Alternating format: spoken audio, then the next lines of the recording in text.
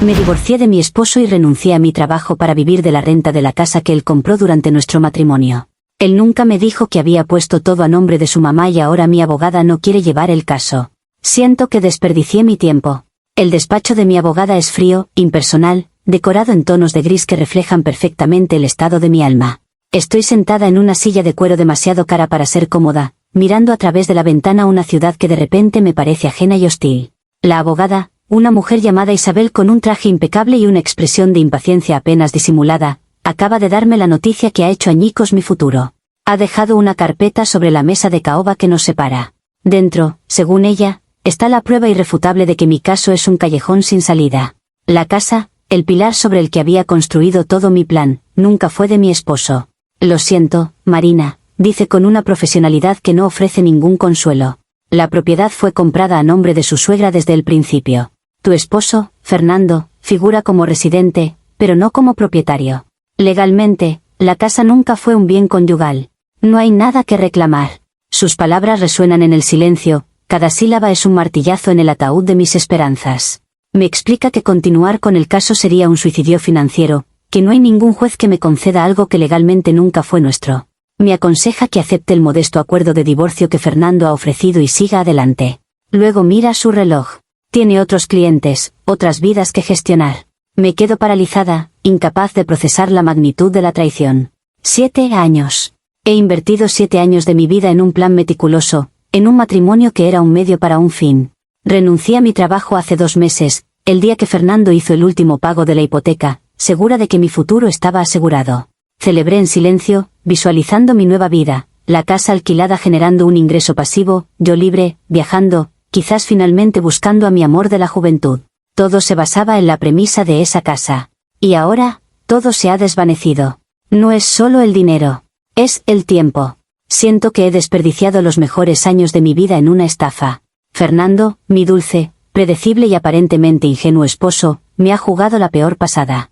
Durante 7 años, me dejó creer que estábamos construyendo un patrimonio juntos, mientras que en secreto, todo estaba a nombre de su madre. La rabia y la humillación luchan por salir.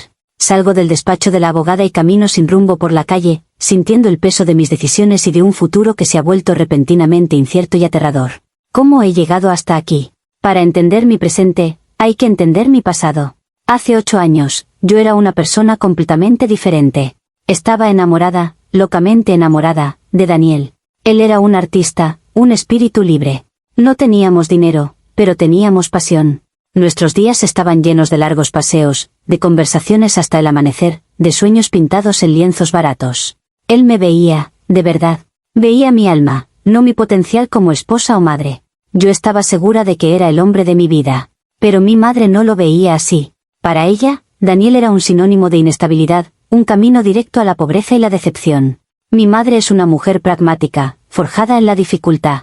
Siempre me decía que el amor no paga las facturas, que la pasión se desvanece pero la seguridad perdura. Y entonces, apareció Fernando en mi vida. Era amigo de la familia, un ingeniero de una buena familia, con un trabajo estable y un futuro prometedor. Era amable, educado, y me miraba con una adoración que, aunque no me aceleraba el pulso, me hacía sentir segura. Mi madre vio en él la oportunidad perfecta, el billete de lotería para asegurar mi futuro. Comenzó una campaña de presión implacable. Me presentaba cada cita con Daniel como una prueba de mi inmadurez, y cada gesto amable de Fernando como una señal del destino. Me hablaba del prestigio, de la tranquilidad de no tener que preocuparse por el dinero, de la casa que podríamos tener. Poco a poco, sus palabras empezaron a calar en mí. Miraba a Daniel, a su pequeño estudio lleno de olor a trementina, y por primera vez, veía no solo al artista que amaba, sino también la incertidumbre, la lucha constante. La idea de una vida sin esa lucha, una vida de comodidad, empezó a parecer tentadora. La decisión de dejar a Daniel fue la más dolorosa de mi vida. Lloramos juntos durante horas. Él no lo entendía. Yo le hablé de la necesidad de estabilidad, palabras que sonaban como si salieran de la boca de mi madre. Le dije que lo amaba, pero que a veces el amor no es suficiente. Fue una mentira que me repetí a mí misma tantas veces que casi empecé a creerla. Cuando acepté casarme con Fernando, sentí una extraña mezcla de alivio y una profunda, devastadora tristeza. Estaba asegurando mi futuro, pero sentía que estaba vendiendo mi alma. Me prometí a mí misma que sería un acuerdo temporal, una inversión a largo plazo que un día me daría la libertad de volver a ser yo misma. Mi matrimonio con Fernando fue exactamente como mi madre había predicho, estable, cómodo y completamente carente de pasión. Él era un esposo modelo, un santo paciente. Me trataba como a una reina, siempre atento a mis necesidades, siempre apoyando mis decisiones. Nunca levantaba la voz, nunca discutíamos de verdad. Nuestra vida era una sucesión de rutinas tranquilas. Cenas a las 8, series en la televisión, fines de semana visitando a la familia. Era una vida perfecta de catálogo, y a mí me asfixiaba lentamente. Yo sonreía, interpretaba mi papel de esposa feliz, pero por dentro, me sentía como un fantasma en mi propia casa. Al año de casados, compramos la casa. Fue la pieza central de mi plan, el objetivo final. Fernando se encargó de todo, los bancos, los papeles, la hipoteca. Yo solo asentía y opinaba sobre el color de las paredes. Él estaba tan orgulloso. Decía que era el cimiento de nuestra familia, el lugar donde veríamos crecer a nuestros hijos. Yo sonreía y pensaba en el día en que esa casa sería mi billete de salida. Él pagaba cada cuota religiosamente, mientras yo trabajaba en un puesto de administración a tiempo parcial, usando mi sueldo para mis caprichos y sin contribuir un céntimo a los gastos del hogar. Era parte del acuerdo tácito. Él era el proveedor. Yo era la esposa. Durante 7 años, observé cómo la deuda de la hipoteca disminuía. Cada pago mensual era un paso más hacia mi liberación. A veces, me sentía culpable. Fernando era tan bueno, tan inocente. Se merecía a alguien que lo amara de verdad, no a una mujer que estaba contando los días para dejarlo. Pero entonces recordaba a Daniel, la vida que había sacrificado, y la culpa se transformaba en una especie de justificación amarga. Esto era lo que me tocaba. Era mi compensación por haber renunciado al amor verdadero. El plan final se puso en marcha hace 2 meses. Fernando llegó a casa con una botella de champán y una sonrisa de oreja a oreja. Había hecho el último pago de la hipoteca. Estábamos libres de deudas. Lo abracé, fingiendo una alegría que no sentía. Mi corazón latía con fuerza, pero no por la emoción compartida, sino por la adrenalina de saber que mi momento había llegado. Esa misma semana, presenté mi renuncia en el trabajo. Y una semana después, me senté con Fernando y le pedí el divorcio. Le dije que necesitaba encontrarme a mí misma, una frase cliché que sonaba vacía incluso para mí. Su confusión y su dolor eran evidentes, pero yo me mantuve firme. Había invertido demasiado tiempo para flaquear ahora. La realidad de mi situación me golpeó con la fuerza de un huracán. Después de salir del despacho de la abogada, me encontré en una especie de limbo. No tenía trabajo, no tenía casa, y mis ahorros eran ridículamente escasos. Había vivido durante 7 años con la certeza de un plan que ahora se revelaba como una fantasía. Tuve que tragarme mi orgullo y mudarme a la pequeña habitación de invitados de mi hermana. Pasar de una casa espaciosa a un cuarto diminuto fue una lección de humildad que no estaba preparada para recibir. Los primeros días los pasé en un estado de negación furiosa. Culpaba a Fernando, a su madre, a mi abogada, a todo el mundo menos a mí misma. ¿Cómo pudo ser tan retorcido? ¿Tan calculador? El hombre amable y sencillo que yo creía conocer se había revelado como un estratega maestro. Me había mantenido en una jaula dorada, haciéndome creer que tenía poder, cuando en realidad, nunca había tenido nada. Empecé a buscar trabajo, pero el mercado había cambiado. Mi experiencia a tiempo parcial no impresionaba a nadie. Mis antiguos contactos se habían enfriado. Cada rechazo era una nueva humillación, un recordatorio de la posición precaria en la que me había puesto. Las noches eran lo peor. Tumbada en la oscuridad, me asaltaban los recuerdos. No los recuerdos de la vida cómoda con Fernando, sino los de la vida vibrante y pobre con Daniel. Recordaba el olor de su estudio, el sonido de su risa, la sensación de su mano en la mía. Y me preguntaba, por primera vez en años, si mi madre había tenido razón. La desesperación es una mala consejera. Después de unas semanas de sentirme completamente perdida, tomé una decisión impulsiva. Tenía que hablar con Fernando. Tenía que hacerle entender el daño que me había hecho, la injusticia de su engaño. Pero en el fondo, sabía que no era solo eso.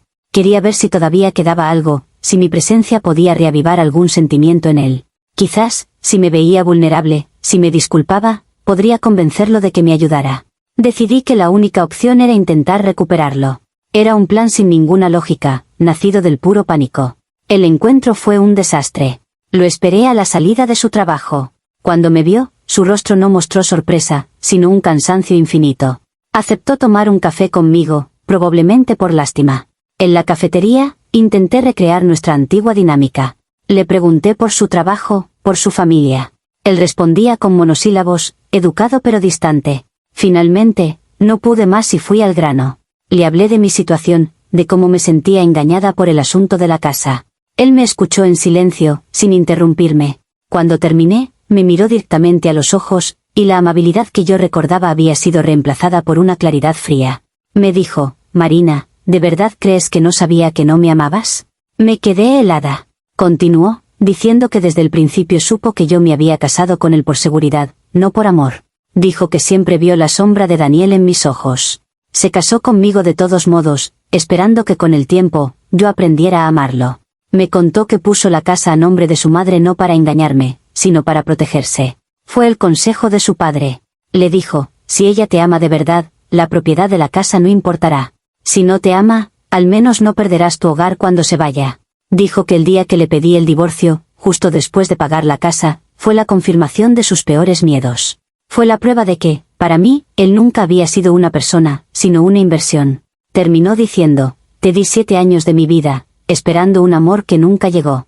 No te debo nada más. Salí de esa cafetería sintiéndome más pequeña y avergonzada que nunca. Él no era un villano, ni un estratega. Era un hombre con el corazón roto que se había protegido de la única manera que sabía. Y yo era la arquitecta de mi propia ruina. Toda mi narrativa de víctima, de mujer engañada, se derrumbó, dejando al descubierto la fea verdad: yo era la única estafadora en esta historia.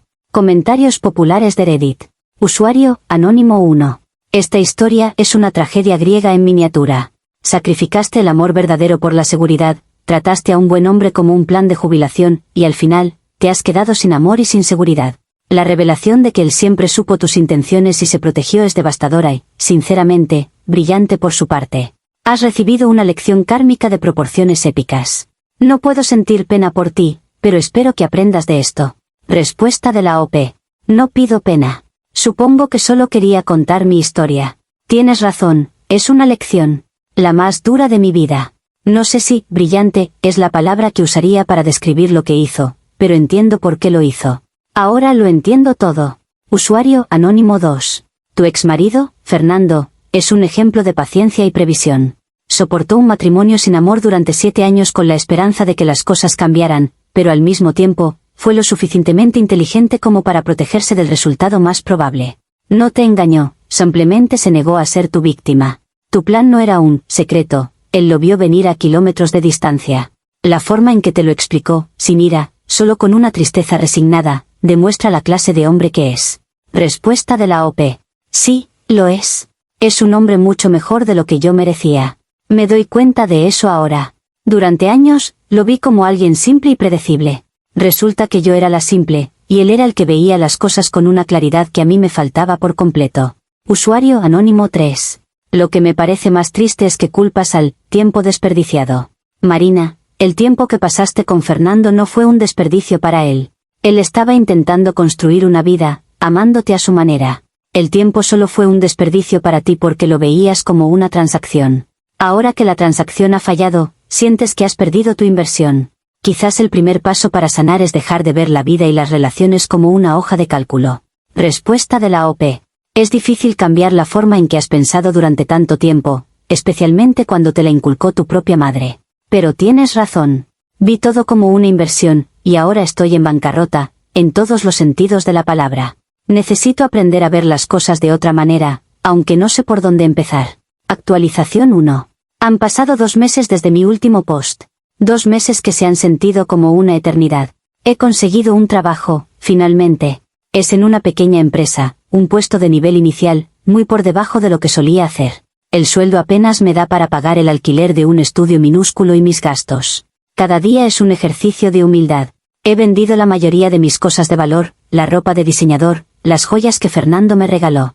Se sentía como despojarme de una piel que ya no me pertenecía, de la mujer que creía que era. He empezado a ir a terapia. Al principio me resistía, pero sabía que no podía salir de este agujero sola. Mi terapeuta me está ayudando a desentrañar la influencia que mi madre ha tenido en mis decisiones, mi miedo a la inestabilidad y mi tendencia a equiparar el valor personal con la seguridad financiera. Es un proceso lento y doloroso. Hay días en los que salgo de la sesión sintiéndome más ligera, y otros en los que apenas puedo levantarme de la cama. No he vuelto a hablar con Fernando. Respeto su deseo de no tener más contacto conmigo. A veces, por la noche, me pregunto qué estará haciendo, si es feliz. Y por primera vez, lo espero de verdad. Espero que encuentre a alguien que lo ame de la forma en que yo no pude. He pensado en escribirle una carta, no para pedirle que vuelva, ni para pedirle nada, sino simplemente para disculparme. Una disculpa real, sin excusas ni justificaciones. Aún no he reunido el valor para hacerlo. Quizás algún día. También he pensado mucho en Daniel. Me he preguntado qué habría sido de nuestra vida juntos si hubiera tomado una decisión diferente. A veces me torturo imaginando una vida paralela llena de arte, risas y dificultades económicas que habríamos superado juntos. Es una fantasía, lo sé. Probablemente él haya seguido adelante hace mucho tiempo. Pero el recuerdo de lo que sentía con él se ha convertido en una especie de brújula, un recordatorio del tipo de sentimiento genuino que rechacé por miedo. Comentarios populares de Reddit, sobre la actualización 1. Usuario, Anónimo 4. Esta actualización es un soplo de aire fresco. Demuestra un nivel de autoconciencia y responsabilidad que estaba completamente ausente en tu primera publicación. Vender tus cosas, empezar de cero, ir a terapia, estás haciendo todo el trabajo duro y doloroso que se necesita para cambiar de verdad. No va a ser fácil, pero estás en el camino correcto. Esto es lo que significa la redención. Sigue así. Respuesta de la OP. Gracias. Significa mucho leer esto. A veces siento que no avanzo nada, que solo doy vueltas en círculo. Pero supongo que incluso eso es un tipo de movimiento. Intento aferrarme a la idea de que estoy construyendo algo nuevo, aunque todavía no sepa qué es. Usuario, Anónimo 5. Me impresiona tu honestidad sobre la terapia y la influencia de tu madre. Es muy fácil culpar a los padres de todo, pero se necesita mucho valor para analizar cómo sus miedos se convirtieron en los tuyos y cómo eso moldeó tus decisiones. El hecho de que desees genuinamente la felicidad de Fernando demuestra un crecimiento real. La antigua tú no habría sido capaz de ese nivel de generosidad emocional. Respuesta de la OP. Es complicado. Amo a mi madre, y sé que ella solo quería lo mejor para mí, a su manera. Pero su definición de lo mejor me costó muy caro. Aprender a separar su voz de la mía es el mayor reto. Y desearle a Fernando lo mejor es lo mínimo que puedo hacer. Le robé 7 años de esperanza, lo menos que puedo desearle es una vida de felicidad ahora. Usuario Anónimo 6. La fantasía sobre Daniel es comprensible, pero ten cuidado. Idealizar el camino no tomado puede ser una trampa que te impida vivir en el presente. Él representa el amor puro en tu mente, pero la realidad podría haber sido muy diferente. Usa ese recuerdo como una brújula, como dices, pero no dejes que se convierta en un destino inalcanzable que te impida encontrar una nueva felicidad en el futuro. Respuesta de la OP. Tienes toda la razón. Mi terapeuta dice algo muy parecido. Es fácil idealizarlo porque nunca tuvimos que enfrentarnos a los problemas reales del día a día. Intento recordarlo como una lección sobre lo que debo priorizar en el futuro, no como un fantasma al que perseguir. Gracias por el recordatorio. Actualización final. Supongo que el universo tiene un sentido del humor muy retorcido. El sábado pasado, necesitaba escapar de las 4 paredes de mi estudio. Fui al centro comercial, no a comprar nada, solo a pasear, a ver gente, a sentirme parte del mundo. Estaba en la zona de restaurantes, mirando los menús sin mucho interés, cuando oí una risa familiar. Una risa que no había oído en casi una década, pero que mi corazón reconoció al instante. Me giré, y allí estaba él. Daniel. Estaba sentado en una mesa con una mujer y 2 niños pequeños. No estaba demacrado ni luchando. Se le veía más maduro, con algunas canas en las sienes, pero sano y feliz. Estaba ayudando a su hija pequeña a cortar un trozo de pizza. La mujer a su lado, presumiblemente su esposa, le sonreía con una ternura que me resultó dolorosamente familiar. Se veían como una familia normal, feliz y corriente. El espíritu libre había encontrado su ancla. Me quedé mirándolos desde lejos durante unos minutos, oculta detrás de una columna. Vi cómo le limpiaba la salsa de tomate de la cara a su hijo, cómo intercambiaba una mirada cómplice con su esposa. Y en ese momento, la última pieza de mi fantasía se hizo añicos. La vida que había idealizado, el que habría pasado si ya tenía dueña. Y no era yo. Y, sorprendentemente, no sentí celos. Sentí paz. Verlo feliz, verlo estable, me liberó. Me liberó de la idea de que yo había destruido su vida o de que él me estaba esperando en algún rincón bohemio del mundo. Él había seguido adelante. Fernando había seguido adelante. Y ahora, por fin, sentía que yo también podía hacerlo. Me di la vuelta y salí del centro comercial. No sé qué me depara el futuro. Probablemente seguirá siendo difícil por un tiempo. Pero por primera vez, no siento que esté huyendo de mi pasado o persiguiendo un fantasma. Siento que, por fin, estoy empezando desde cero. Y eso, supongo, es un tipo de libertad. Comentarios populares de Reddit, sobre la actualización final. Usuario, Anónimo 1. Qué final tan increíblemente agridulce y poderoso. Ver a Daniel no como un ideal, sino como una persona real que ha construido su propia felicidad, parece haber sido el cierre que necesitabas. No lo encontraste para reavivar una llama, sino para apagar un fuego que te había estado consumiendo por dentro. Esta es la verdadera redención. No se trata de recuperar lo que perdiste, sino de aceptar plenamente la vida que tienes ahora y mirar hacia adelante. Respuesta de la OP. Apagar un fuego que me había estado consumiendo. Has descrito la sensación a la perfección. Durante años, ¿qué pasaría si?, fue una brasa constante. Verlo tan feliz fue como un chaparrón de lluvia. Apagó el fuego y, aunque ahora todo está un poco embarrado, al menos puedo ver el cielo. Gracias. Usuario Anónimo 7. El hecho de que no sintieras celos, sino paz, lo dice todo. Has alcanzado un nivel de madurez emocional que parecía imposible en tu primer post. Has pasado de querer la casa de un hombre y lamentar al otro, a desearles genuinamente la felicidad a ambos y encontrar tu propia paz en ello. Tu viaje ha sido duro, pero la persona que ha salido al otro lado es infinitamente más fuerte y sabia. Respuesta de la OP. Gracias. No me siento particularmente fuerte o sabia, solo, tranquila. Y agotada. Pero es una tranquilidad que no había sentido en mucho tiempo. Es como dejar de luchar contra la corriente. Supongo que ahora solo tengo que aprender a nadar. Usuario, Anónimo 8. Esta es una de las pocas historias en este subreddit que tiene un verdadero arco de personaje. Empezaste como alguien que muchos, incluyéndome a mí, juzgaron duramente, y has terminado como alguien por quien uno siente un profundo respeto. Has enfrentado tus peores decisiones, has aceptado la responsabilidad y has encontrado la liberación no en la riqueza o en un hombre, sino en la aceptación de la realidad. Te deseo toda la suerte del mundo en tu nuevo comienzo. Respuesta de la OP. Nunca pensé que llegaría a leer un comentario así. Gracias, de verdad. Significa más de lo que puedo expresar. El camino es largo, pero por primera vez, no me asusta. Gracias a todos por acompañarme en este viaje.